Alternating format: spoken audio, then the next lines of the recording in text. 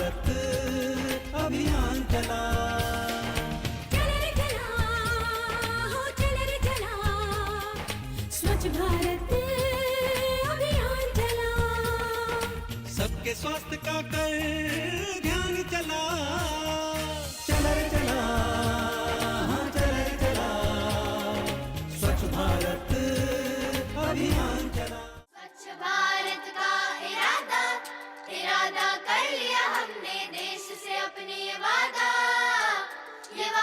कर लिया हमने, स्वच्छ भारत का नमस्कार।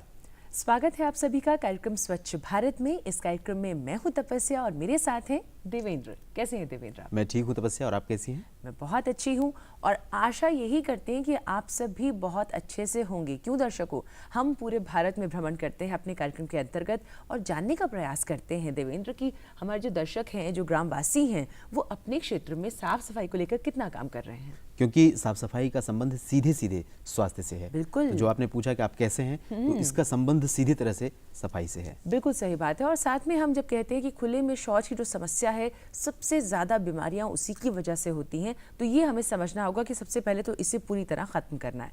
मुझे देवेंद्र अभी एक गज़ल सुन रही थी तो बड़ा अच्छा लगा वो शेर सुन के कि कहते हैं कि या तो मिट जाइए या मिटा दीजिए, जी जी, या तो मिट जाइए या मिटा दीजिए, कीजिए जब भी सौदा खरा कीजिए। तो वही सीधी सी बात है कि आप या तो ये स्वीकार लीजिए कि गंदगी से बीमारियों को फैलने देंगे, अपनी सेहत पे असर आने देंगे और देखते हैं हम कितनी मृत्यु भी इस वजह से होती हैं, या फिर ये ठान लीजिए कि हम इस पर हावी होंगे और इसको पूरी तरह से मिटा देंगे। और जब गंदगी नहीं रहेगी हमारे आसपास, तो जाहिर सी बात है संक्रामक बीमारियों से हम थोड़ा सा दूर होंगे और हम स्वस्थ होंगे तो देश स्वस्थ होगा। और विकास की पहली शर्त यही है कि स्वच्छता हो ताकि हम सब स्वस्थ रहें। और इसी बात को समझने के लिए समय समय पर मंत्रालय की ओर से भी, सरकार प्रशासन की ओर से भी बहुत सी वर्कशॉप्स आयोजित की जाती हैं, कार्यशाला, प्रदर्शनियां, इन सब का आयोजन किया जाता रहता है। और पिछले दिनों जैसा कि देवेंद्र हमने देखा कि दिल्ली में जो एक वर्कशॉप है उसका आयोजन किया गया, जिसमें कि पूरे भारतवर्ष से बहुत से सरपंच शामिल हुए, बहुत सी जो NGOs हैं उनके जो मेंबरान हैं वो भी उसमें आए। उसके अलावा मंत्रियों की अगर बात की जाए तो बिल्कुल, उसमें ग्रामीण विकास मंत्री, पेयजल स्वच्छता मंत्री और पंचायती राज मंत्री जो हैं श्री बीरेंद्र सिंह, वो भी शामिल हुए। उन्होंने भी वहां लोगों को संबोधित किया। और इसके अलावा हम जानते हैं कि पेयजल एवं स्वच्छता राज्य मंत्री जो हैं रामकृपाल जी, वो भी उसमें शामिल हुए। उन्होंने भी लोगों से अपनी बात साझी की। आइए देखते हैं।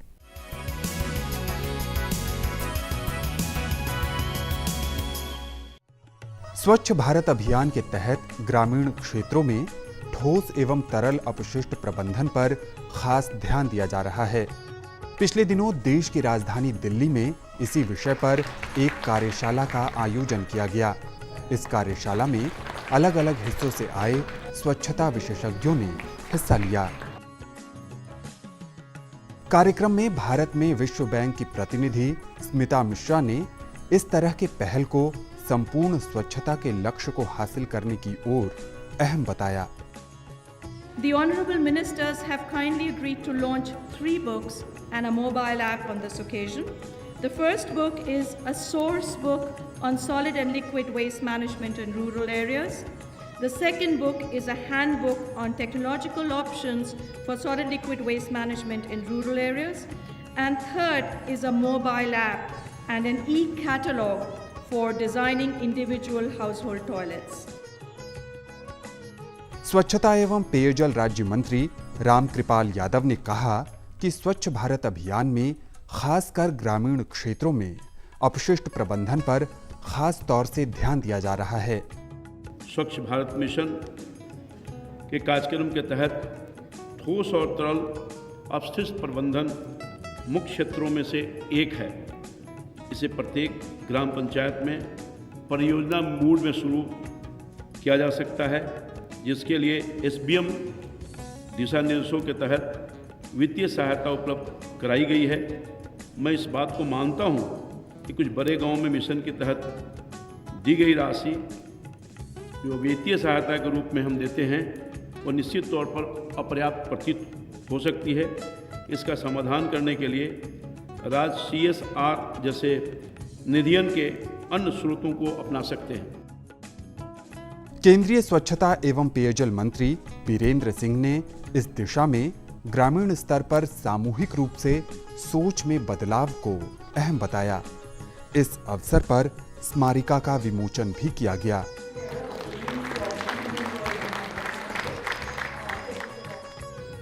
Swachh Bharat mission is proposed to be implemented as not just another government scheme, but as a citizens' movement to achieve the sustainable results. It is for this reason the Swachh Bharat mission guidelines emphasize community processes for behavior change. What is also important is that this behavior change happens not only at the individual level, but a collective level of the village. It is not enough if only my house is clean or swachh. The whole village has to be swachh.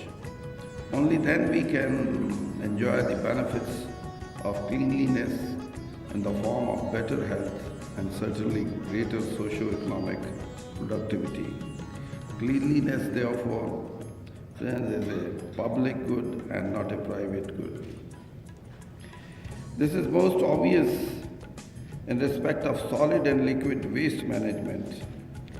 It is estimated that the people in rural areas are generating about 0.30 to 0.4 million metric tons of organic and recyclable solid waste per day.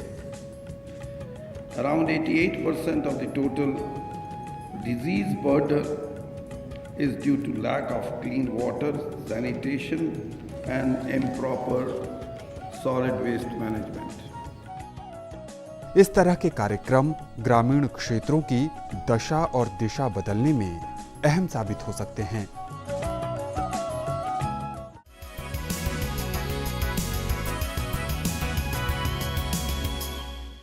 माँ मुझे जोर से लगी है। कहीं भी बिठा दो, बच्चा ही तो है, मुझे बड़ी जोर से स्कूल लगी में है। हमने सीखा कि छोटे बच्चों को भी शौचालय का इस्तेमाल कराना चाहिए। इसमें क्या बड़ी बात है? अरे रामू काका, रामू काका, अरे बच्चों को शुरू से ही शौच हमेशा शौचालय में ही करना सिखाएं। क्योंकि ये बड़ी बात है।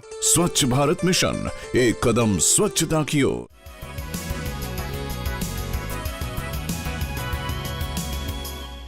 तो देखा देवेंद्र, इस वर्कशॉप में बड़ी प्यारी बात जो हमें लगी वो ये कि ई कैटलॉग जो है एक नया कॉन्सेप्ट सामने आया, जिसमें कि हम बहुत हम जब राज्यों में जाते हैं, गांव में जाते हैं, तो देखते हैं कि शौचालय होना ना होना एक बात है, लेकिन अगर हो और डिज़ाइन आपकी आवश्यकता के अनुरूप ना हो तो वो भी एक समस्या है। खासतौर से क्योंकि जो अभी प्रचलित हमारे यहाँ जो डिज़ाइन है वो गाँवों में उसका जो निर्माण होता है वो बहुत कॉस्टली पड़ता है। इस हिसाब से जो वर्कशॉप में आपने जैसा जिक्र किया, ई कैटलॉग जो जारी किया गया है उसमें 21 डिज़ाइन लगभग दिखाए गए हैं जो अपनी आवश्यकता के हिसाब से और अपने बजट के हिसाब से लोग चुनाव कर सकते हैं। और इसमें तीसरा पक्ष भी है, वो ये है जैसे कि देवेंद्र ने कहा कि जहाँ तक बात है कि वो आपके बजट में भी हो, सुविधाजनक भी हो। तीसरा पक्ष है पानी का, कि बहुत से ऐसे डिज़ाइन है जिसमें पानी की उपलब्धता जो है वो भी मायने रखती है। तो ये बहुत अच्छा है और इस तरह की कोशिशें आगे भी होती रहेंगी और इनको जाया नहीं करना चाहिए, है ना। अगर मंत्रालय ने, सरकार की तरफ से इस तरह की कोशिश की गई है, इस तरह की डिजाइनें बनाई गई हैं, तो वो सिर्फ कागजों में नहीं होनी चाहिए, उसको मतलब मूर्त रूप देना, लोगों को देना होगा। चलिए अब हम बात कर रहे हैं कि चीजें आगे बढ़ रही हैं, हम कार्यक्रम में कहाँ बढ़ रहे हैं, कहाँ चल रहे हैं? हम चल रहे हैं अपनी जो खूबसूरत वादियां हैं उत्तरी भारत में, हिमाचल प्रदेश की, उसमें शिमला के एक छोटे से गांव कुनिहार में चल रहे हैं। और पहले वो दिखाते हैं वहाँ जो गाँव में लोगों ने प्रयास किया, उसके बाद उसके बारे में बात करेंगे।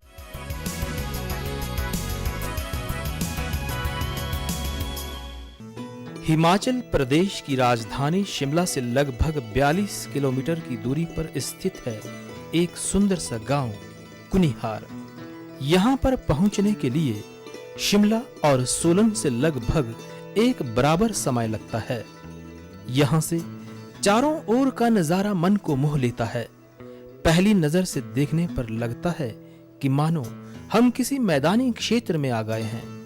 आधुनिक दौर की सभी सुख सुविधाएं आपको यहां देखने को मिल जाएंगी और उपलब्ध भी हैं। क्षेत्र के लोगों का प्रमुख कार्य कृषि है, जो कि आपको यहां पर दिखता भी है। दूर दूर तक फैले खेत खलियान और इनमें पसीना बहाते यहां के मेहनत कश लोग यहाँ की तरक्की की कहानी स्वयं बयान कर देते हैं। यहाँ के वासी सरकारी नौकरी के साथ साथ अपना व्यवसाय भी करते हैं। कुनिहार के बिल्कुल साथ सटी है ग्राम पंचायत हाटकोट।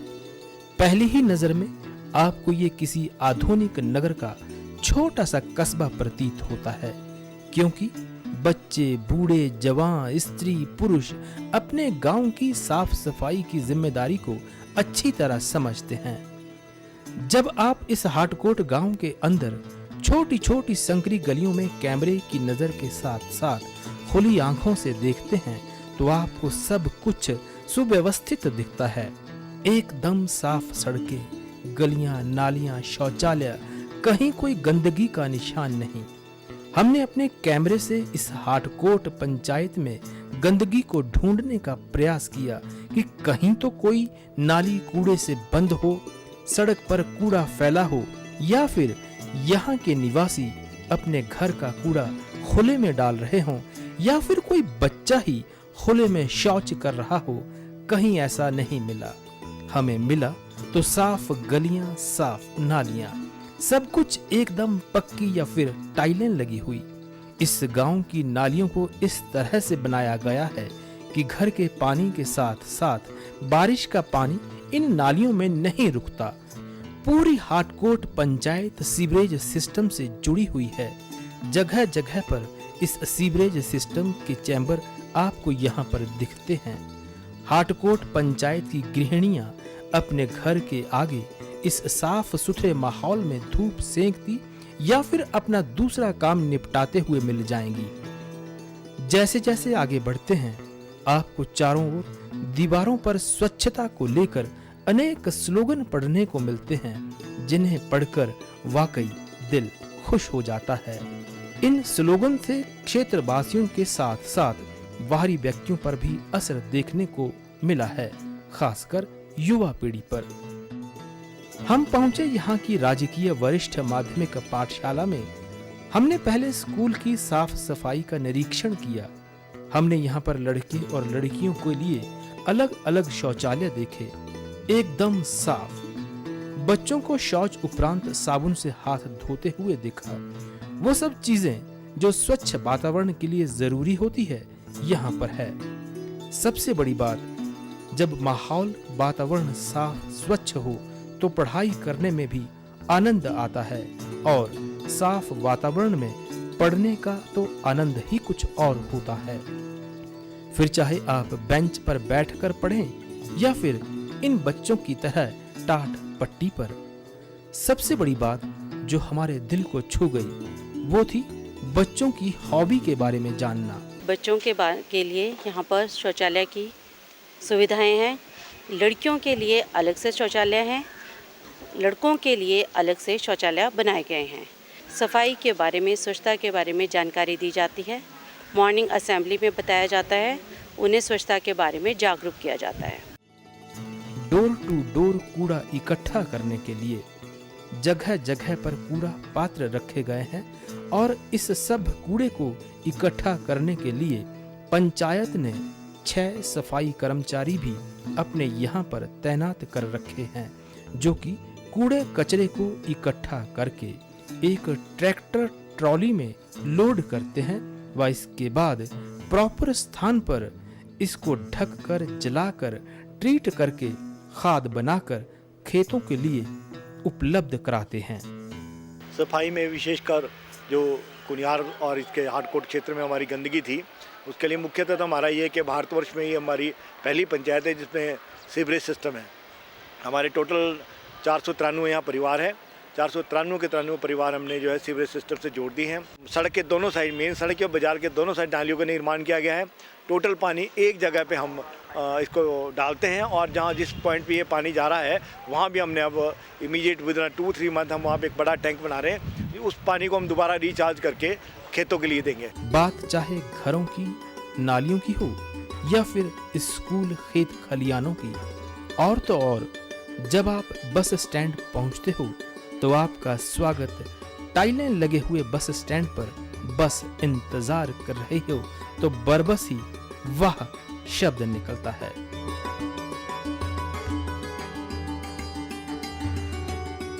इस पंचायत ने हर एक वो अवार्ड, चाहे वो राष्ट्रीय पुरस्कार हो, राज्य स्तरीय हो या फिर स्थानीय पुरस्कार हो, जो कि पंचायतों के लिए चुनौती होता है, जीता और इससे न सिर्फ अपनी पंचायत का बल्कि पूरे क्षेत्र और जिले का नाम भी रोशन किया।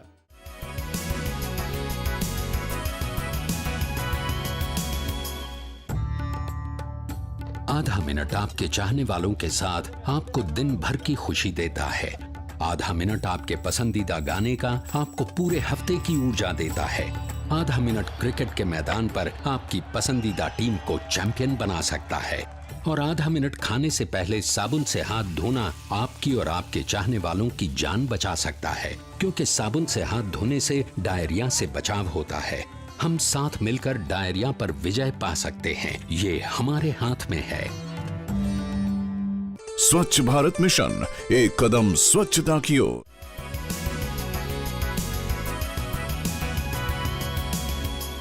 तो जैसे हमने देखा देवेंद्र, बहुत अच्छा लगा ये देख के कि किस तरह से इस ग्राम पंचायत के जो लोग हैं, पानी का निस्तारण कैसे हो उसकी पूरी व्यवस्था है। 493 जो परिवार हैं सब मिलजुल के साथ चल रहे हैं और हर चीज़ की व्यवस्था है।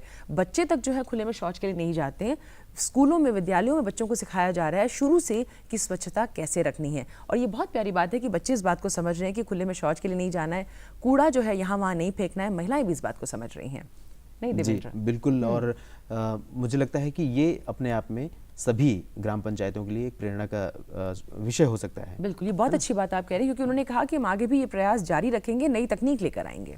तो देवेंद्र, अब हम कहाँ चल रहे हैं? आप कह रहे थे ना कि मिजोरम की जो राजधानी आइजोल, वहाँ हम लेके जाएंगे आप? जी, वहाँ लेकर जाएंगे, जहाँ पर एक छोटी सी जगह में 11 छात्रावास हैं, 5 स्कूल हैं, एक ट्रेनिंग सेंटर है और एक ट्रेनिंग इंस्टीट्यूट है, जिसमें पढ़ने के लिए छात्र देश के तमाम हिस्सों से आते हैं। और इस वजह से ये संभावना रहती है कि वो शायद वहाँ का जो अभियान है, वहाँ की जो सोच है सफाई को लेकर के, उसमें वो शायद न जुड़ पाए, इसलिए वहाँ के लोग ज़्यादा प्रयास करते हैं। क्या बात और छात्रों को, जो वहाँ आने वाले छात्र हैं, उनको उस अभियान से जोड़ने की पूरी कोशिश करते हैं और छात्र भी उसमें अपना योगदान करते हैं। और 2 चीज़ें बहुत प्यारी इसमें देवेंद्र, जहाँ तक हमें याद पड़ता है, वो ये है कि इसमें एक तो जो दिवंगत लोग हैं, अपने परिजन हैं, उनके नाम से इन द मेमोरी ऑफ करके कूड़ेदान वहाँ पर बनाए गए और सभी का रंग हरा रखा गया है। और दूसरा, युवा जो है वहाँ पे एक और बड़ा प्यारा सा जो प्रयास कर रहे हैं वो ये है कि वहाँ पे सौंदर्य को बढ़ाने के लिए फूलों के गमले लगाए हैं स्पेशली उन लोगों ने। आइए देखते हैं।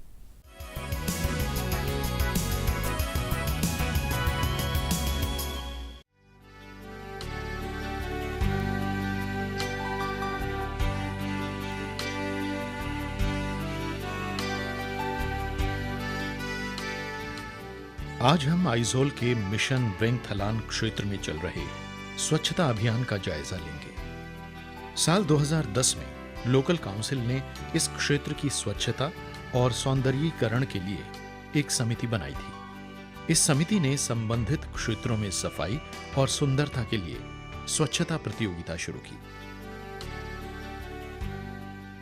समिति ने हर घर में पर्चे बंटवाए और स्थानीय समाचार पत्रों में सफाई की जरूरत पर जोर देने के लिए लेख छपवाए।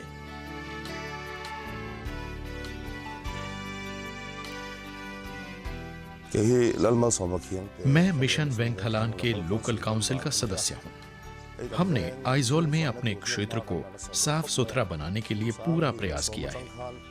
हमने साल 2010 में क्षेत्र में स्वच्छता और सौंदर्यीकरण के लिए एक समिति गठित की थी। वो अब भी काम कर रही है।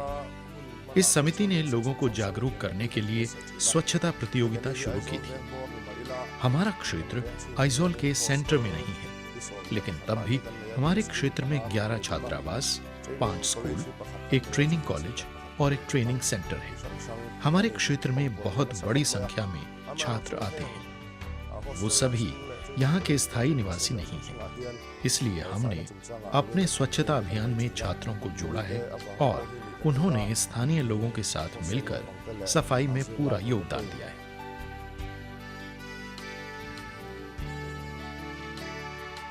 मिशन वेंगथलान के तहत यहाँ पर रहने वाले हर परिवार के लोग न सिर्फ अपने घर को बल्कि आस पड़ोस की सड़क तक की रोजाना सफाई करते हैं। सफाई के साथ साथ अपने क्षेत्र को सुंदर बनाने के लिए फूलों के पौधे लगाने और सौंदर्यीकरण के अन्य उपाय भी वो करते हैं। वो इस बात को समझते हैं कि हरियाली से शरीर को ऑक्सीजन मिलती है और शरीर स्वस्थ रहता है।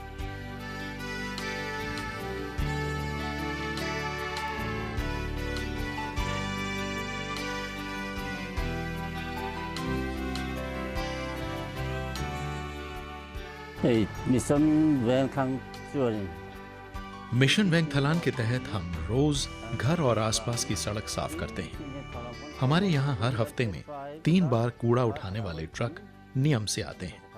हमारे क्षेत्र का हर सदस्य सफाई को बनाए रखने का पूरा प्रयास करता है।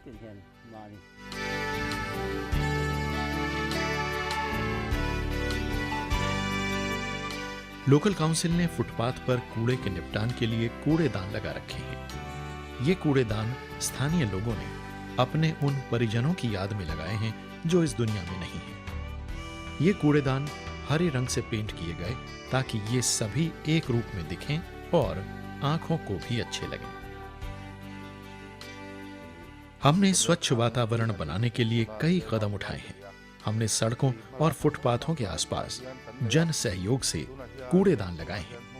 हमारे क्षेत्र के सभी निवासी एक साथ मिलकर हाथ से हाथ मिलाकर अपने क्षेत्र की सफाई और सुंदरता के लिए काम कर रहे हैं। हमने ये अभियान साल 2010 में शुरू किया था। हमने हर घर में पर्चे बांटे। सफाई के महत्व पर स्थानीय समाचार पत्रों में लगातार लेख प्रकाशित करवाए। छुट्टी के दिन हम सड़कों की सफाई के लिए बड़े पैमाने पर अभियान चलाते हैं।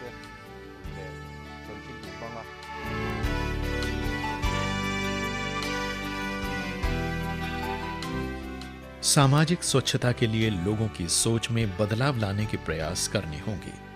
लोगों को यह समझाना होगा कि जितनी साफ सफाई घर के भीतर जरूरी है, उतनी ही घर के बाहर भी जरूरी है।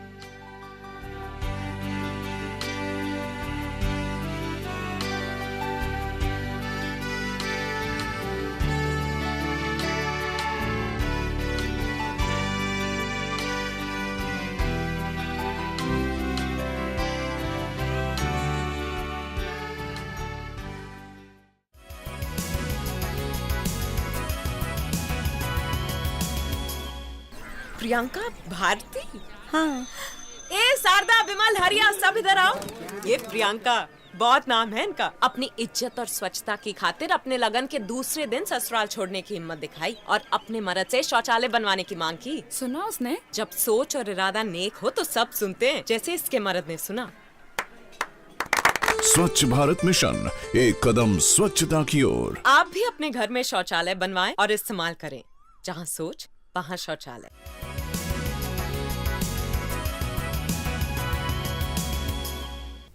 तो वाकई हमने देखा कि आइजॉल अपने आप में इतना खूबसूरत है। पूर्वोत्तर का कोई भी क्षेत्र हम देख लें, वहाँ खूबसूरती फैली हुई है। बिल्कुल। जो भी पर्यटन के लिए जाता है हमारे या दोस्तों में, तो आने के बाद वहाँ की जो सुंदरता है उसका बखान करते लोग नहीं थकते हैं और सबको रोमांच होता है कि हम फिर जाएं देखने के लिए। ये भी बड़ी प्यारी बात है। लेकिन अगर वहाँ गंदगी हो तो ये सारी सौंदर्य जो है फीका पड़ जाएगा। पर्यटन से ही गंदगी की संभावनाएं भी बढ़ती हैं। इसी वजह से लोग वहाँ पर ज्यादा मुखर हैं स्वच्छता बनाए रखें। क्या बात है, बहुत अच्छी बात आपने कही और ये बात हमेशा कही जाती है। माननीय प्रधानमंत्री भी इस बात को कहते रहे हैं कि हर भारतवासी अगर ये कहता है कि ये मेरा देश है, मेरा भारत है, तो आप बाहर के देशों से जो विदेशी सैलानी हैं, पर्यटक हैं, उनको आमंत्रित तभी कर पाएंगे जब आपके यहाँ साफ सफाई होगी, आपका ही कारोबार बढ़ेगा, आपकी सेहत भी अच्छी रहेगी। बिल्कुल सही कहा आपने तपस्या, क्योंकि जब हम अपने घर को मेरा घर कहते हैं, हम उसको साफ रखते हैं, लेकिन घर के बाहर की जो गलियां हैं, सड़कें हैं, उनको साफ करने में हम योगदान नहीं करना चाहते। और लेकिन जब हम मेरा देश की भावना हम में आ जाएगी तो सब कुछ साफ हो हम में आनी जाएगी। सबूत दीजिए इस बात का कि आप वाकई इसको अपना देश मानते हैं और उसके लिए साफ सफाई आप ही करेंगे।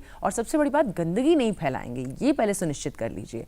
फिलहाल हम ये सुनिश्चित कर रहे हैं कि आप कार्यक्रम के बारे में कोई प्रतिक्रिया रखते हो, कोई सुझाव हो, परामर्श हो, आलोचना हो, कुछ भी कहना चाहते हैं, या फिर आपके अपने क्षेत्र में कुछ काम हो रहा है स्वच्छता को लेकर जिसके बारे में अवगत कराना चाहते हैं, तो स्वागत है। हमारा पता वही है, स्वच्छ भारत, कमरा नंबर 625, दूरदर्शन केंद्र, दूरदर्शन भवन, फेज 2, मंडी हाउस, कोपरनिकस मार्ग, नई दिल्ली 110001।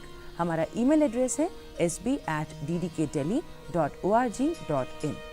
तो तो देवेंद्र, अगर इस कार्यक्रम को दोबारा देखना चाहते हैं, किसी और को दिखाना चाहते हैं, तो YouTube पर जाकर देख सकते हैं। ये बहुत अच्छी बात आपने कही देवेंद्र कि किसी और को दिखाना चाहते हैं। बहुत से लोग ये कहते हैं कि उनको मालूम नहीं शुरुआत कैसे की जाए, कि सब मिल के कैसे चलें, तो समन्वय कैसे किया जाता है, प्रयास कैसे किए जाते हैं, ये आप जाकर YouTube पे इस कार्यक्रम को दोबारा देखकर भी उसे हासिल कर सकते हैं। जी, और हम उम्मीद करते हैं कि इस कार्यक्रम के जरिए आप प्रेरित हो रहे हैं, प्रोत्साहित हो रहे हैं और अपने आसपास के क्षेत्रों को स्वच्छ और जागरूक बनाने के लिए तमाम तरह के प्रयास भी कर रहे हैं। बिल्कुल, और इसी आशा के साथ आज के अंक में आपसे लेते हैं अनुमति।